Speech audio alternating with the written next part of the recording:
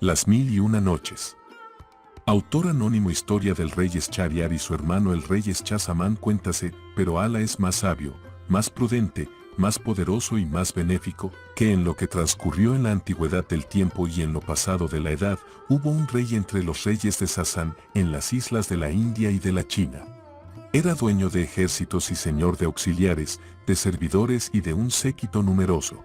Tenía 2 hijos, y ambos eran heroicos jinetes, pero el mayor valía más aún que el menor. El mayor reinó en los países, gobernó con justicia entre los hombres y por eso le querían los habitantes del país y del reino. Llamábase el rey Schahriar. Su hermano, llamado Schahzaman, era el rey de Salamarcanda Tiaham. Siguiendo las cosas el mismo curso, residieron cada uno en su país y gobernaron con justicia a sus ovejas durante 20 años. Y llegaron ambos hasta el límite del desarrollo y el florecimiento. No dejaron de ser así, hasta que el mayor sintió vehementes deseos de ver a su hermano. Entonces ordenó a su visir que partiese y volviese con él. El visir contestó, escucho y obedezco. Partió, pues, y llegó felizmente por la gracia de Alá, entró en casa de Schahzaman, le transmitió la paz, le dijo que el rey Schahriar deseaba ardientemente verle y que el objeto de su viaje era invitar a su hermano.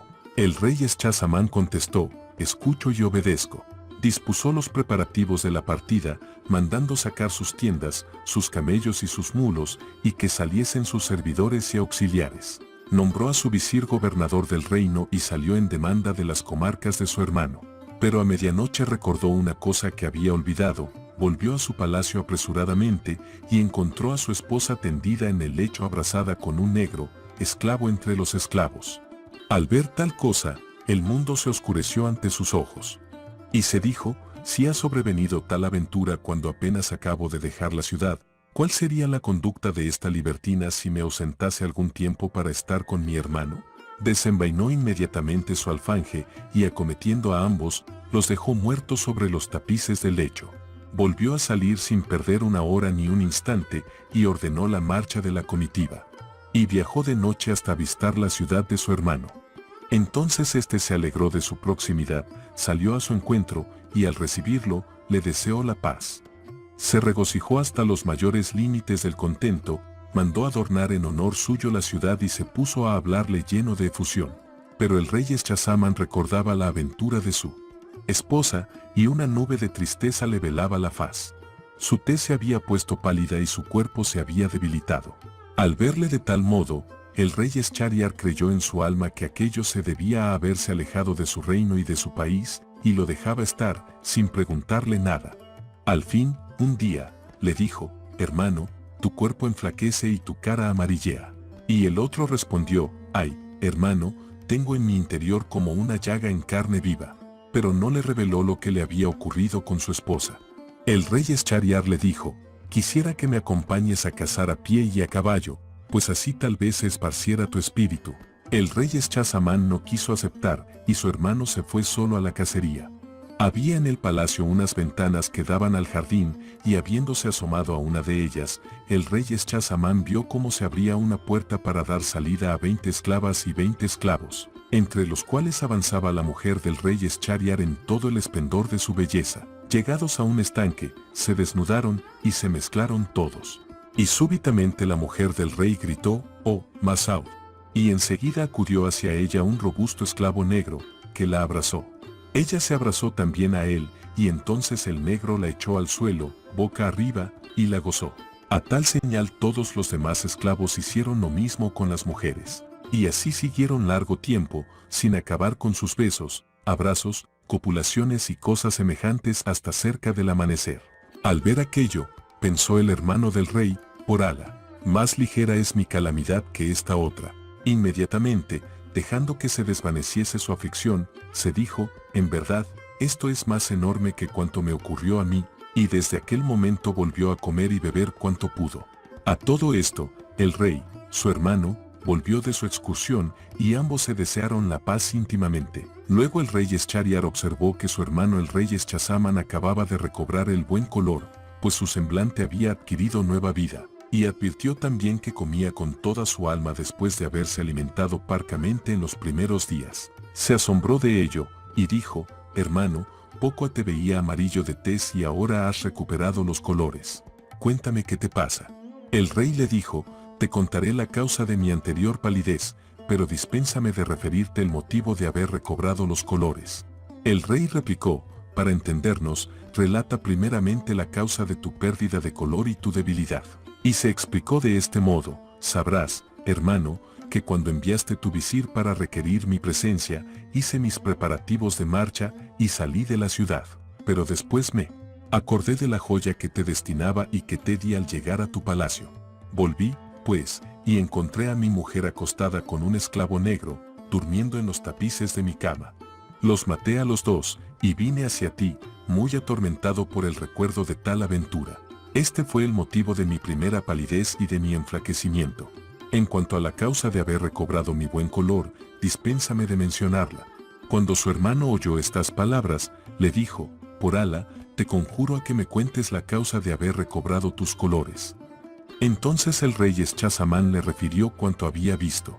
El rey Schahriar dijo, ante todo, es necesario que mis ojos vean semejante cosa. Su hermano le respondió, finge que vas de casa, pero escóndete en mis aposentos y serás testigo del espectáculo, tus ojos lo contemplarán. Inmediatamente, el rey mandó que el pregonero divulgase la orden de marcha. Los soldados salieron con sus tiendas fuera de la ciudad. El rey marchó también, se ocultó en su tienda y dijo a sus jóvenes esclavos, que nadie entre. Luego se disfrazó, salió a hurtadillas y se dirigió al palacio. Llegó a los aposentos de su hermano, y se asomó a la ventana que daba al jardín. Apenas había pasado una hora, cuando salieron las esclavas, rodeando a su señora, y tras ellas los esclavos. E hicieron cuanto había contado Schahzaman, pasando en tales juegos hasta el amanecer. Cuando vio estas cosas el rey Schahriar, la razón se ausentó de su cabeza, y dijo a su hermano, marchemos para saber cuál es nuestro destino en el camino de Alá, porque nada de común debemos tener con la realeza hasta encontrar a alguien que haya sufrido una aventura semejante a la nuestra. Si no, la muerte sería preferible a nuestra vida. Su hermano le contestó lo que era apropiado y ambos salieron por una puerta secreta del palacio. Y no cesaron de caminar día y noche hasta que por fin llegaron a un árbol en medio de una solitaria pradera junto a la mar salada. En aquella pradera había un manantial de agua dulce. Bebieron de ella y se sentaron a descansar. Apenas había transcurrido una hora del día cuando el mar empezó a agitarse. De pronto brotó de él una negra columna de humo que llegó hasta el cielo y se dirigió después hacia la pradera. Los reyes, asustados, se subieron a la cima del árbol, que era muy alto, y se pusieron a mirar lo que tal cosa pudiera ser. Y he aquí que la columna de humo se convirtió en un efrit de elevada estatura, poderoso de hombros y robusto de pecho. Llevaba un arca sobre la cabeza. Puso el pie en el suelo, y se dirigió hacia el árbol y se sentó debajo de él. Levantó entonces la tapa del arca, sacó de ella una caja, la abrió, y apareció enseguida una encantadora joven, de espléndida hermosura, luminosa lo mismo que el sol, como dijo el poeta. Antorcha en las tinieblas, ella aparece y es el día. Ella aparece y con su luz se iluminan las auroras. Los soles irradian con su claridad y las lunas con las sonrisas de sus ojos. Que los velos de su misterio se rasguen, e inmediatamente las criaturas se prosternan encantados a sus pies. Y ante los dulces relámpagos de su mirada, el rocío de las lágrimas de pasión humedece todos los párpados. Después que el efrit hubo contemplado a la hermosa joven, le dijo, oh soberana de las cederías. Oh tú, a quien rapté el mismo día de tu boda. Quisiera dormir un poco. Y el efrit colocó la cabeza en las rodillas de la joven y se durmió. Entonces la joven levantó la cabeza hacia la copa del árbol y vio ocultos en las ramas a los dos reyes. Enseguida apartó de sus rodillas la cabeza del efrit, la puso en el suelo, y les dijo por señas, bajad, y no tengáis miedo de este efrit. Por señas, le respondieron, por Alá sobre ti. Dispénsanos del lance tan peligroso. Ella les dijo, por Alá sobre vosotros. Bajad enseguida si no queréis que avise al efrit, que os dará la peor muerte.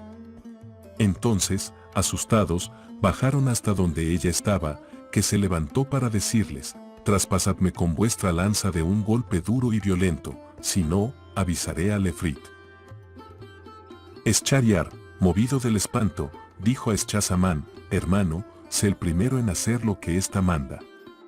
El otro repuso: no lo haré sin que antes me des el ejemplo tú, que eres mayor. Y ambos empezaron a invitarse mutuamente, haciéndose con los ojos señas de copulación. Pero ella les dijo: ¿para qué tanto guiñar los ojos? Si no venís y me obedecéis, llamo inmediatamente al efrit. Entonces, por miedo al efrit, hicieron con ella lo que les había pedido. Cuando los hubo agotado, les dijo: qué expertos sois los dos. Sacó del bolsillo un saquito y del saquito un collar compuesto de 570 sortijas con sellos, y les preguntó: ¿sabéis lo que es esto? Ellos contestaron: no lo sabemos. Entonces les explicó la joven: los dueños de estos anillos me han poseído todos junto a los cuernos insensibles de este efrit. De suerte que me vais a dar vuestros anillos. Lo hicieron así, sacándoselos de los dedos, y ella entonces les dijo: sabed que este efrit me robó la noche de mi boda, me encerró en esa caja, metió la caja en el arca, le echó 7 candados y la arrastró al fondo del mar, allí donde se combaten las olas. Pero no sabía que cuando desea alguna cosa una mujer no hay quien la venza. Ya lo dijo el poeta: amigo, no te fíes de la mujer, ríete de sus promesas. Su buen o mal humor depende de los caprichos de su vulva.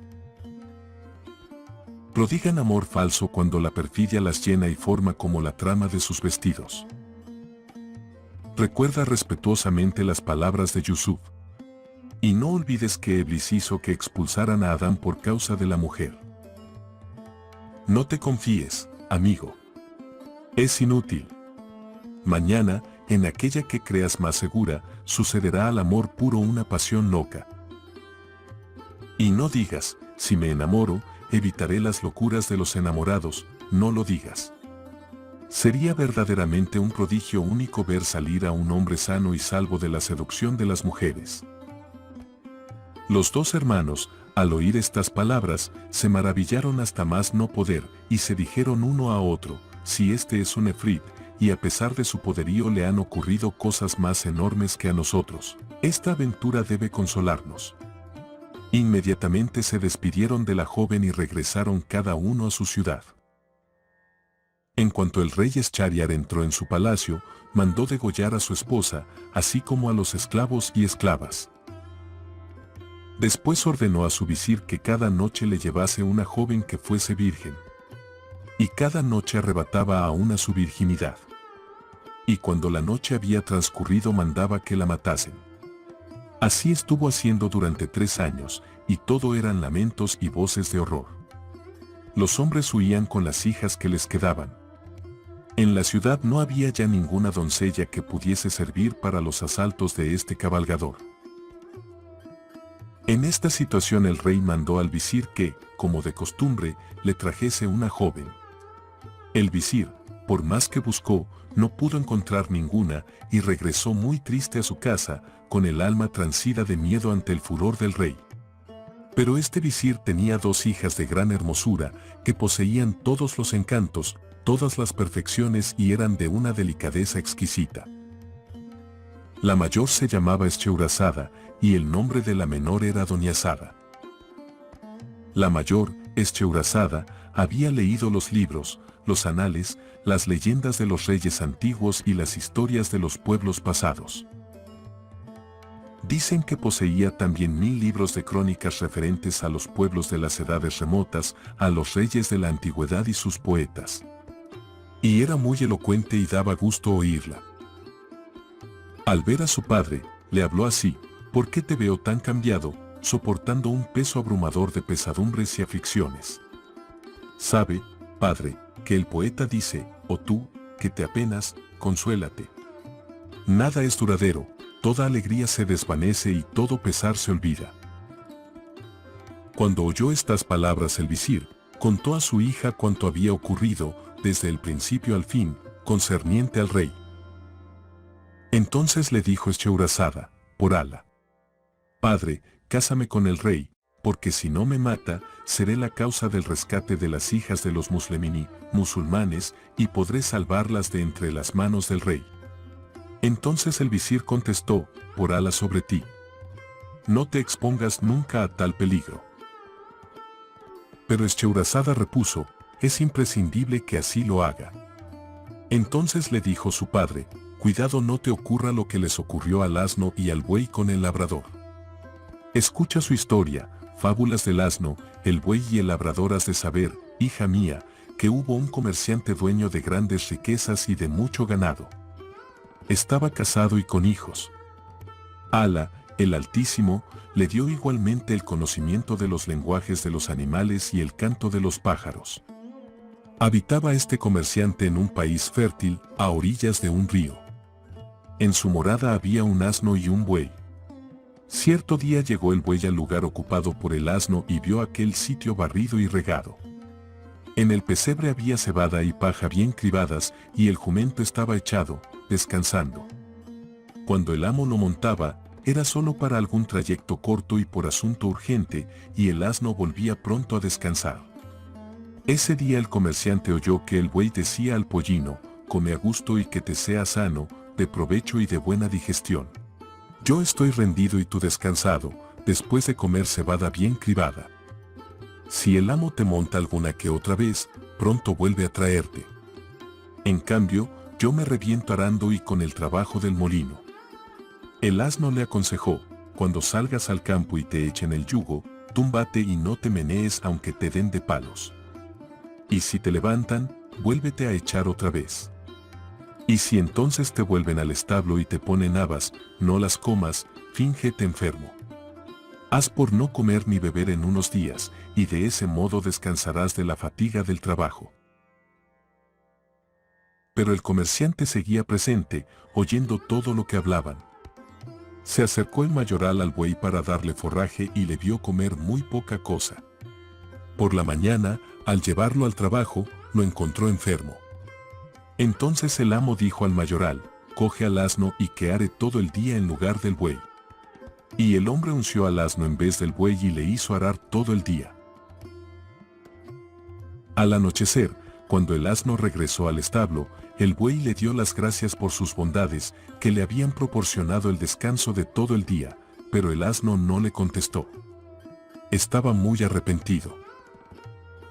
Al otro día el asno estuvo arando también durante toda la jornada y regresó con el pescuezo desollado, rendido de fatiga. El buey, al verle en tal estado, le dio las gracias de nuevo y lo colmó de alabanzas. El asno le dijo, bien tranquilo estaba yo antes. Ya ves cómo me ha perjudicado el hacer beneficio a los demás. Y enseguida añadió, voy a darte un buen consejo de todos modos. He oído decir al amo que te entregarán al matarife si no te levantas y harán una cubierta para la mesa con tu piel. Te lo digo para que te salves, pues sentiría que te ocurriese algo. El buey, cuando oyó estas palabras del asno, le dio las gracias nuevamente y le dijo: mañana reanudaré mi trabajo. Y se puso a comer, se tragó todo el forraje y hasta lamió el recipiente con su lengua. Pero el amo les había oído hablar.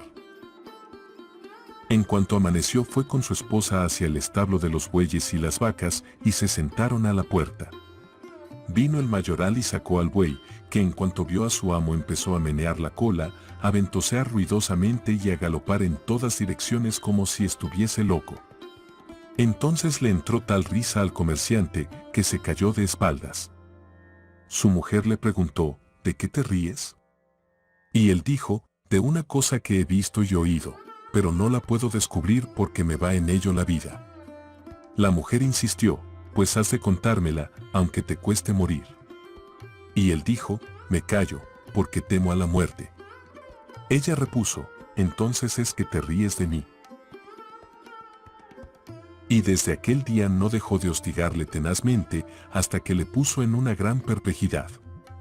Entonces el comerciante mandó llamar a sus hijos, y así como al cadí y a unos testigos.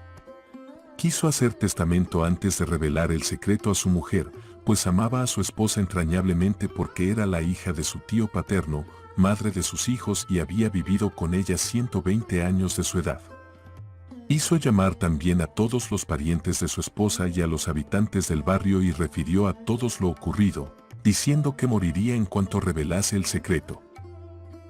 Entonces toda la gente dijo a la mujer, por Alá sobre ti. No te ocupes más del asunto, pues va a perecer tu marido, el padre de tus hijos.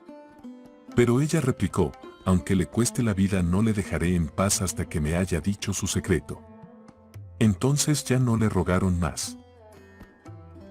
El comerciante se apartó de ellos y se dirigió al estanque de la huerta para hacer sus abluciones y volver inmediatamente a revelar su secreto y morir. Pero había un gallo lleno de vigor, capaz de dejar satisfechas a 50 gallinas, y junto a él hallábase un perro. Y el comerciante oyó que el perro increpaba al gallo de este modo: ¿no te avergüenza el estar tan alegre cuando va a morir nuestro amo? Y el gallo preguntó, ¿por qué causa va a morir? Entonces el perro contó toda la historia, y el gallo repuso, por Alá. Poco talento tiene nuestro amo. 50 esposas tengo yo y a todas sé manejarlas perfectamente, regañando a unas y contentando a otras. En cambio, él solo tiene una y no sabe entenderse con ella. El medio es bien sencillo, bastaría con cortar unas cuantas varas de morera, entrar en el camarín de su esposa y darle hasta que sucumbiera o se arrepintiese. No volvería a importunarle con preguntas. Así dijo el gallo, y cuando el comerciante oyó sus palabras se iluminó su razón y resolvió dar una paliza a su mujer. El visir interrumpió aquí su relato para decir a su hija Echeúrazada, ¿acaso el rey haga contigo lo que el comerciante con su mujer? Y Echeúrazada preguntó, ¿pero qué hizo? Entonces el visir prosiguió de este modo. Entró el comerciante llevando ocultas las varas de morera que acababa de cortar y llamó aparte a su esposa, ven a nuestro gabinete para que te diga mi secreto. La mujer le siguió, el comerciante se encerró con ella y empezó a sacudirla a varazos hasta que ella acabó por decir: me arrepiento, me arrepiento. Y besaba las manos y los pies de su marido. Estaba arrepentida de veras. Salieron entonces, y la concurrencia se alegró muchísimo, regocijándose también los parientes. Y todos vivieron muy felices hasta la muerte. Dijo.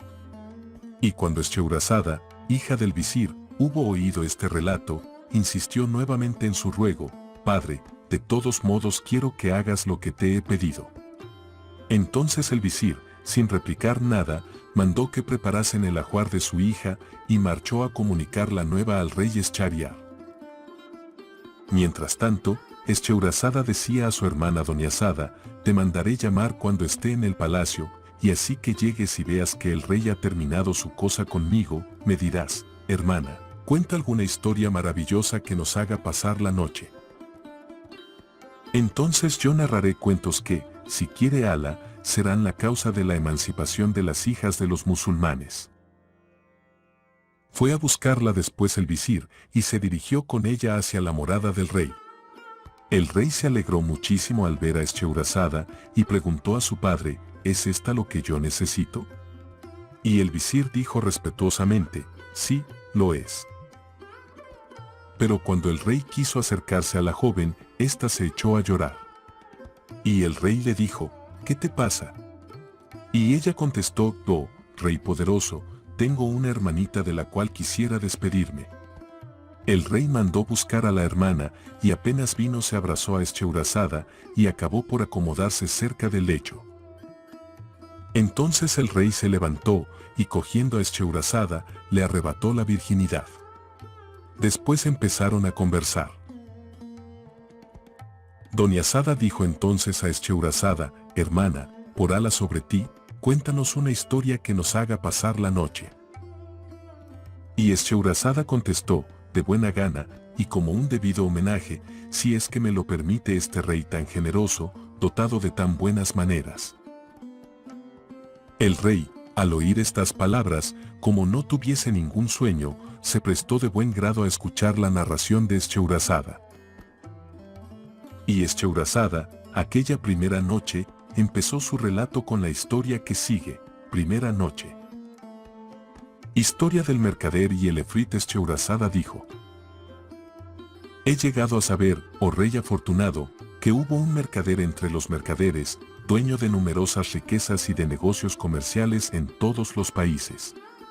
Un día montó a caballo y salió para ciertas comarcas a las cuales le llamaban sus negocios. Como el calor era sofocante, se sentó debajo de un árbol y echando mano al saco de provisiones, sacó unos dátiles y cuando los hubo comido tiró a lo lejos los huesos. Pero de pronto se le apareció un efrit de enorme estatura que, blandiendo una espada, llegó hasta el mercader y le dijo: «Levántate, para que yo te mate como has matado a mi hijo». El mercader repuso: «¿Pero cómo he matado yo a tu hijo?». Y contestó el efrit: «Al arrojar los huesos, dieron en el pecho a mi hijo y lo mataron». Entonces dijo el mercader: «Considera, oh gran efrit, que no puedo mentir, siendo, como soy, un creyente.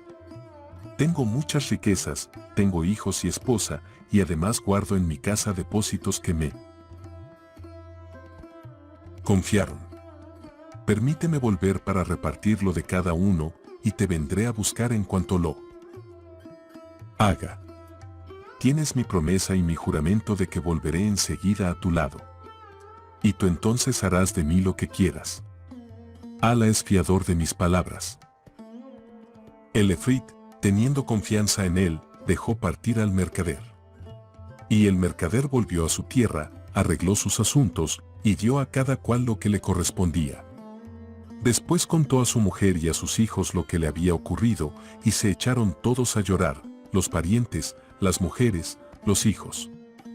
Después el mercader hizo testamento y estuvo con su familia hasta el fin del año. Al llegar a este término se resolvió a partir, y tomando su sudario bajo el sobaco, dijo adiós a sus parientes y vecinos y se fue muy contra su gusto. Los suyos se lamentaban, dando gritos de dolor. En cuanto al mercader, siguió su camino hasta que llegó al jardín en cuestión, y el día en que llegó era el primer día del año nuevo. Y mientras estaba sentado, llorando su desgracia, he aquí que un jeque se dirigió hacia él, llevando una gacela encadenada. Saludó al mercader, le deseó una vida próspera, y le dijo: «¿Por qué razón estás parado y solo en este lugar tan frecuentado por los efrits?». Entonces le contó el mercader lo que le había ocurrido con el efrit y la causa de haberse detenido en aquel sitio.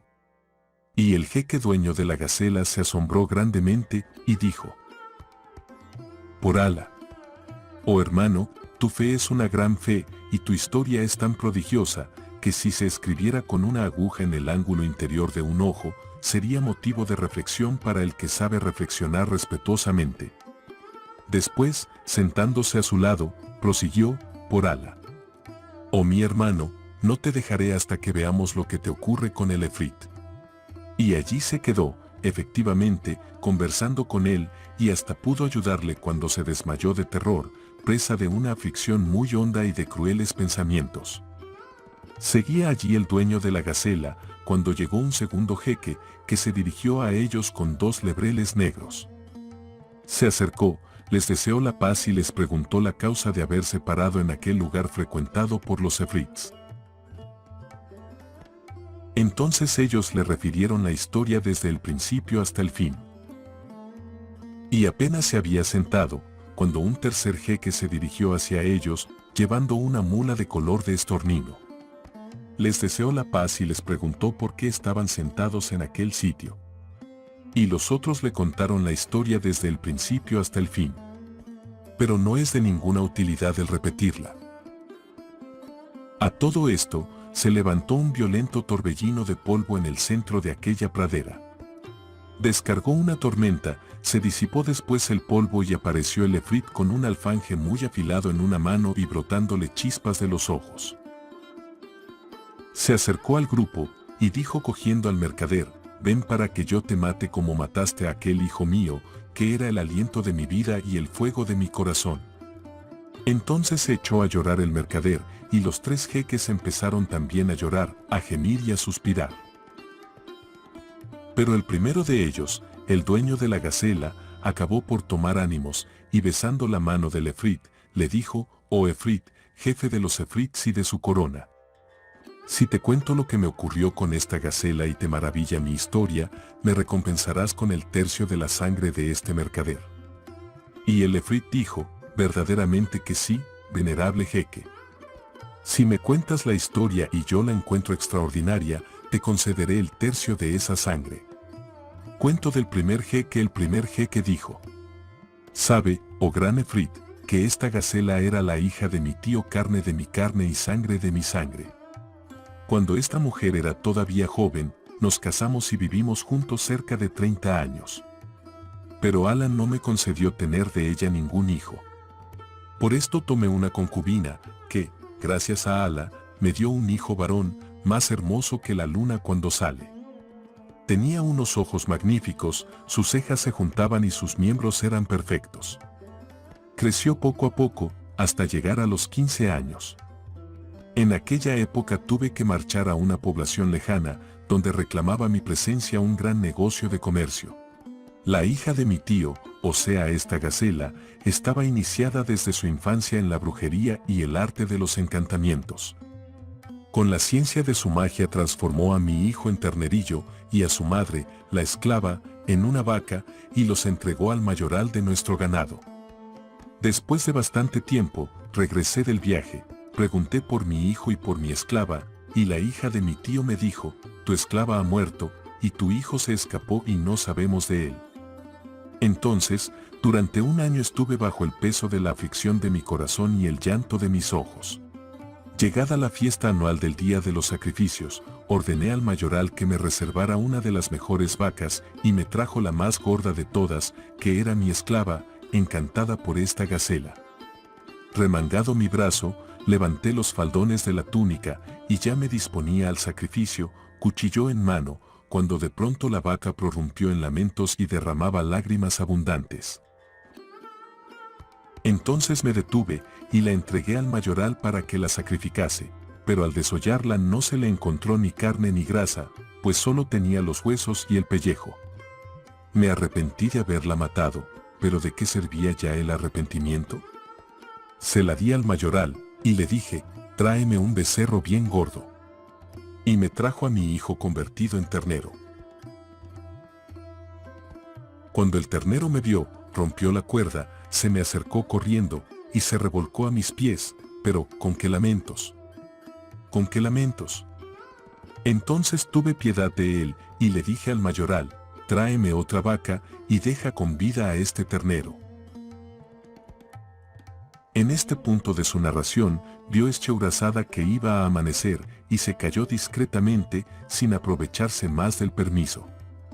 Entonces su hermana Doña Sada le dijo: «Oh hermana mía, cuán dulces y cuán sabrosas son tus palabras llenas de delicia».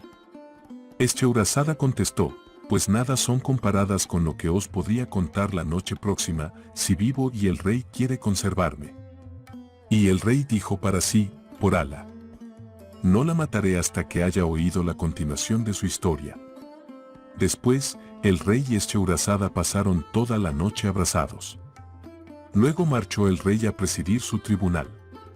Y vio llegar al visir, que llevaba debajo del brazo un sudario para Echeaurazada, a la cual creía muerta. Pero nada le dijo de esto al rey, y siguió administrando justicia, designando a unos para los empleos, destituyendo a otros, hasta que acabó el día. Y el visir se fue perplejo en el colmo del asombro, al saber que su hija vivía. Cuando hubo terminado el día, el rey Eschariar volvió a su palacio. Y cuando llegó la segunda noche, Doña Sada dijo a su hermana Echeaurazada: «Oh hermana mía, te ruego que acabes la historia del mercader y el efrit». Y Echeaurazada respondió: «De todo corazón, y como debido homenaje, siempre que el rey me lo permita». Y el rey ordenó: «Puedes hablar». Ella dijo: «He llegado a saber, oh rey afortunado, dotado de ideas justas y rectas, que cuando el mercader vio llorar al ternero, se enterneció su corazón, y dijo al mayoral: «Deja ese ternero con el ganado». Y a todo esto, el efrit se asombraba prodigiosamente de esta historia asombrosa. Y el yeque dueño de la gacela prosiguió de este modo: Oh señor de los reyes de los efrits, todo esto aconteció. La hija de mi tío, esta gacela, hallábase allí mirando, y decía: debemos sacrificar ese ternero tan gordo. Pero yo, por lástima, no podía decidirme, y mandé al mayoral que de nuevo se lo llevara, obedeciéndome él. El segundo día, estaba yo sentado, cuando se me acercó el pastor y me dijo: oh amo mío, voy a enterarte de algo que te alegrará. Esta buena nueva bien merece una gratificación. Y yo le contesté: cuenta con ella. Y me dijo: oh mercader ilustre, mi hija es bruja, pues aprendió la brujería de una vieja que vivía con nosotros. Ayer, cuando me diste el ternero, entré con él en la habitación de mi hija, y ella, apenas lo vio, cubrióse con el velo la cara, echándose a llorar, y después a reír. Luego me dijo: padre, ¿tampoco valgo para ti que dejas entrar hombres en mi aposento? Yo repuse: ¿pero dónde están esos hombres? ¿Y por qué lloras y ríes así? Y ella me dijo: el ternero que traes contigo es hijo de nuestro amo el mercader, pero está encantado. Y es su madrastra la que lo ha encantado, y a su madre con él. Me he reído al verle bajo esa forma de becerro. Y si he llorado es a causa de la madre del becerro, que fue sacrificada por el padre. Estas palabras de mi hija me sorprendieron mucho, y aguardé con impaciencia que volviese la mañana para venir a enterarte de todo. Cuando oí, oh poderoso efrit, prosiguió el yeque, lo que me decía el mayoral, salí con él a toda prisa, y sin haber bebido vino creíame embriagado por el inmenso júbilo y por la gran felicidad que sentía al recobrar a mi hijo. Cuando llegué a casa del mayoral, la joven me deseó la paz y me besó la mano, y luego se me acercó el ternero, revolcándose a mis pies. Pregunté entonces a la hija del mayoral: ¿es cierto lo que afirmas de este ternero? Y ella dijo: cierto, sin duda alguna. Es tu hijo, la llama de tu corazón. Y le supliqué: oh gentil y caritativa joven, si desencantas a mi hijo, te daré cuantos ganados y fincas tengo al cuidado de tu padre. Sonrió al oír estas palabras, y me dijo: solo aceptaré la riqueza con dos condiciones: la primera, que me casaré con tu hijo, y la segunda, que me dejarás encantar y aprisionar a quien yo desee. De lo contrario, no respondo de mi eficacia contra las perfidias de tu mujer. Cuando yo oí, oh poderoso efrit, las palabras de la hija del mayoral, le dije: sea, y por añadidura tendrás las riquezas que tu padre me administra. En cuanto a la hija de mi tío, te permito que dispongas de su sangre. Apenas escuchó ella mis palabras, cogió una cacerola de cobre, llenándola de agua y pronunciando sus conjuros mágicos. Después roció con el líquido al ternero, y le dijo: si Alá te creó ternero, sigue ternero, sin cambiar de forma, pero si estás encantado, recobra tu figura primera con el permiso de Alá el Altísimo. Ella dijo, e inmediatamente el ternero empezó a agitarse y volvió a adquirir la forma humana. Entonces, arrojándose en sus brazos, le besó. Y luego le dije: por Alá sobre ti, cuéntame lo que la hija de mi tío hizo contigo y con tu madre. Y me contó cuánto les había ocurrido. Y yo dije entonces: ah, hijo mío, Alá, dueño de los destinos, reservaba a alguien para salvarte y salvar tus derechos. Después de esto, oh buen efrit, case a mi hijo con la hija del mayoral. Y ella, merced a su ciencia de brujería, encantó a la hija de mi tío, transformándola en esta gacela que tú ves. Al pasar por aquí encontré con estas buenas gentes, les pregunté qué hacían, y por ello supe lo ocurrido a este mercader, y hube de sentarme para ver lo que pudiese sobrevenir. Y esta es mi historia. Entonces exclamó el efrit: historia realmente muy asombrosa. Por eso te concedo como gracia el tercio de la sangre que pides. En este momento se acercó el segundo yeque, el de los lebreles negros, y dijo: cuento del segundo jeque. Sabe, oh Señor de los reyes de los Efrits, que estos 2 perros son mis hermanos mayores y yo soy el tercero. Al morir nuestro padre nos dejó en herencia 3.000 dinares. Aprox. 30.000 pesetas.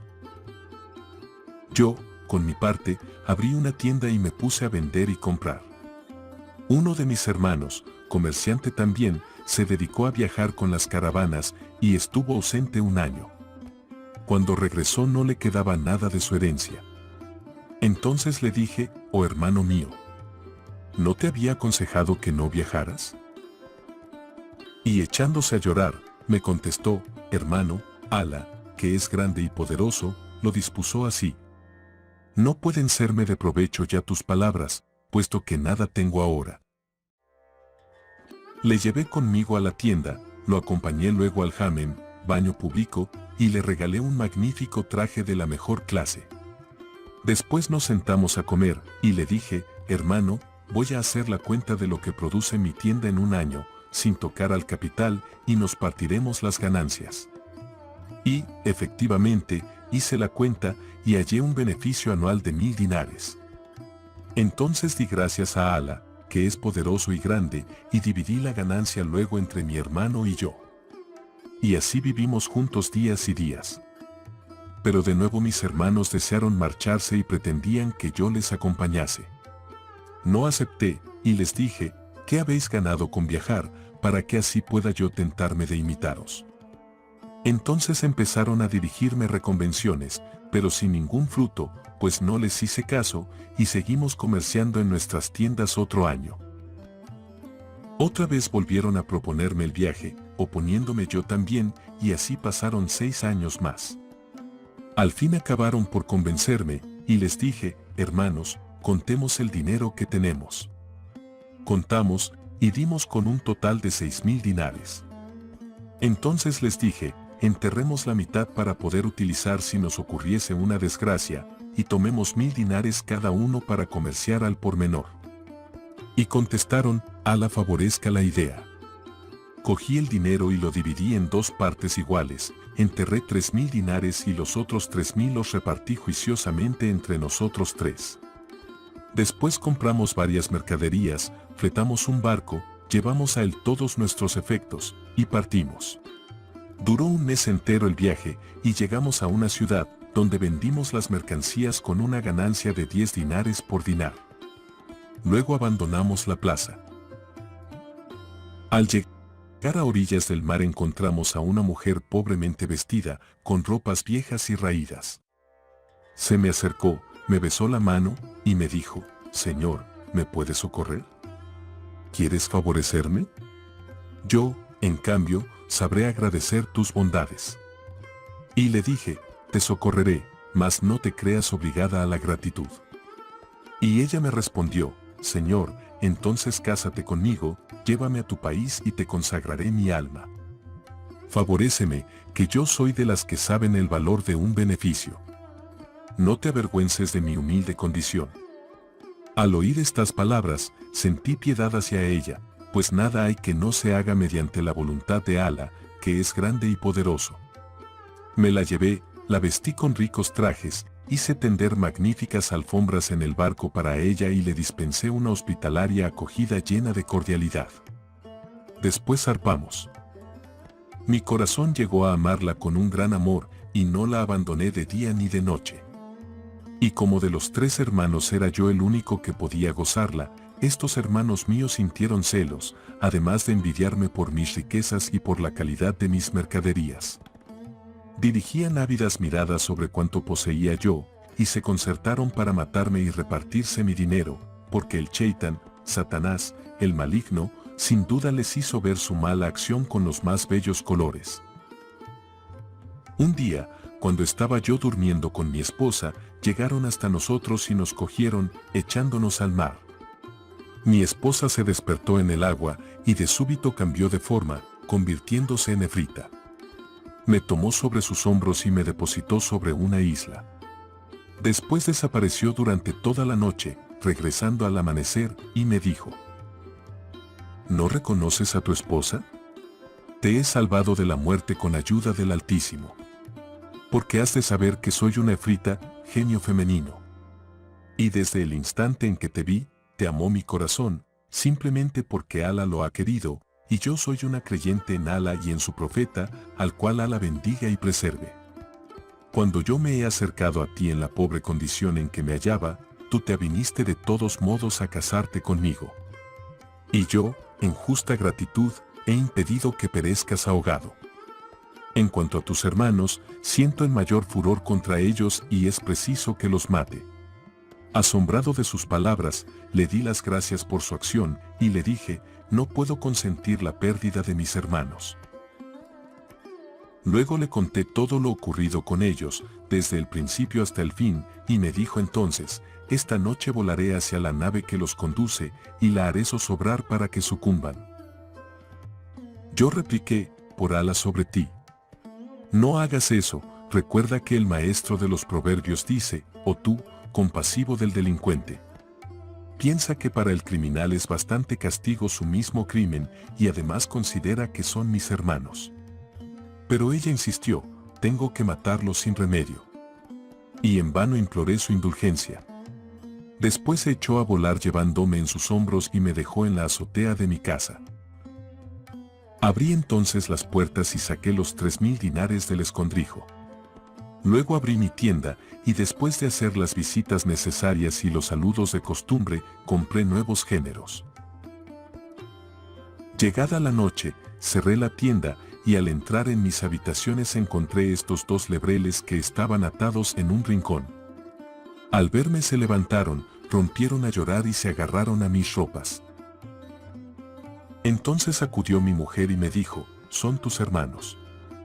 Y yo le dije, ¿quién los ha puesto en esta forma? Y ella contestó, yo misma. He rogado a mi hermana, más versada que yo en artes de encantamiento, que los pusiera en ese estado. 10 años permanecerán así. Por eso, oh Efrit poderoso, me ves aquí, pues voy en busca de mi cuñada, a la que deseo suplicar los desencante, porque van ya transcurridos los 10 años. Al llegar me encontré con este buen hombre, y cuando supe su aventura, no quise marcharme hasta averiguar lo que sobreviniese entre tú y él. Y este es mi cuento. El Efrit dijo, es realmente un cuento asombroso, por lo que te concedo otro tercio de la sangre destinada a rescatar el crimen. Entonces se adelantó el tercer jeique, dueño de la mula, y dijo al Efrit, te contaré una historia más maravillosa que las de estos 2. Y tú me recompensarás con el resto de la sangre. El Efrit contestó, que así sea. Y el tercer jeique dijo,